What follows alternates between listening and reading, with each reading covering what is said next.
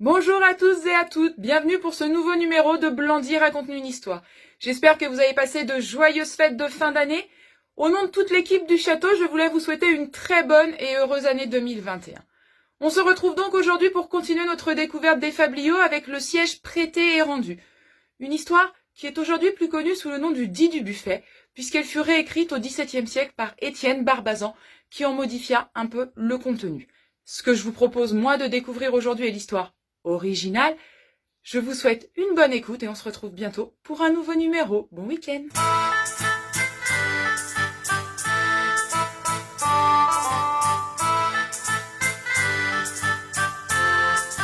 Un conteur qui a quelques talents et qui, connaissant le but qu'on doit se proposer dans son art, se pique d'y arriver, devrait toujours être écouté avec attention.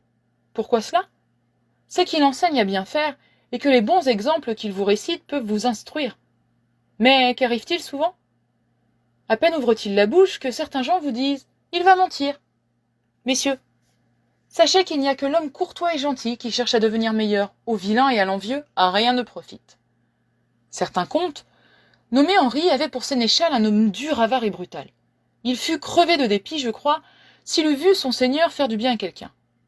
Ce n'était pas, au reste, qu'il fût extrêmement attaché à la personne du comte ou zélé pour ses intérêts. Le fripon, au contraire, le volait tant que durait la journée, et il n'était occupé qu'à escamoter vin, poulet et chapon, pour aller tout seul dans la dépense s'empiffrer comme un pourceau. Mais tel était son caractère. Il ne valait que pour lui seul. Cette humeur revêche occasionnait quelquefois, surtout quand arrivaient des étrangers au château, des scènes divertissantes dont s'amusait le comte. Ceux qu'elle regardait n'en riaient pas d'aussi bon cœur. Il n'y avait aucun d'eux qui n'eût donné volontiers bien des choses pour voir le bourru corrigé comme il le méritait. Un jour, Henri, qui était noble et généreux, annonça qu'il tiendrait une cour plénière et il le fit publier dans tout le voisinage. Chevaliers, dames, écuyers, il y vient un monde prodigieux. La fête fut somptueuse. Partout les portes ouvertes, partout des tables dressées et la plus grande profusion. Il ne faut pas demander quelle fut, dans ce jour, l'humeur du sénéchal. « Ces bouches affamées » disait-il en grondant, « n'ont peut-être pas une fois dans l'année mangé tout leur appétit, elles viennent ici se gorger à nos dépens.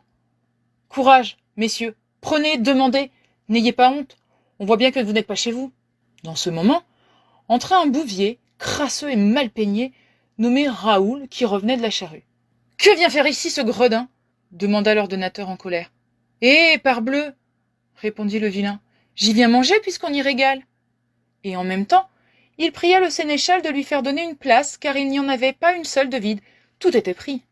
L'autre, furieux, lui allonge de toutes ses forces un coup de pied dans le derrière. « Tiens » lui dit-il, « assois-toi là-dessus, je te prête ce siège-là. » Cependant, quand il eut réfléchi que, si le comte venait à être instruit de cette violence, il pourrait en recevoir des reproches, il voulut alors apaiser un peu le bouvier et fit signe qu'on lui donnât à manger.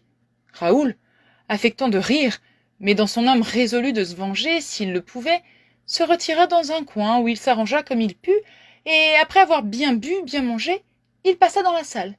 Le comte venait d'y faire entrer les ménétriers, les jongleurs pour amuser l'assemblée. Et afin de les exciter à bien faire, il avait promis sa belle robe neuve d'écarlate à celui d'entre eux qui ferait le plus rire.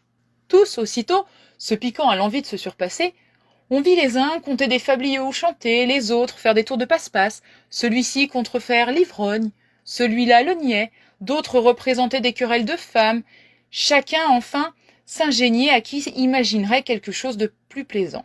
Raoul, debout, au milieu de la salle, sa serviette en main, s'amusait à les regarder et riait de tout son cœur. Mais, quand tout fut fini, il s'approcha du sénéchal qui était auprès du comte et lui lança à son tour, au bas du dos, un tel coup de pied qu'il lui fit donner du nez en terre.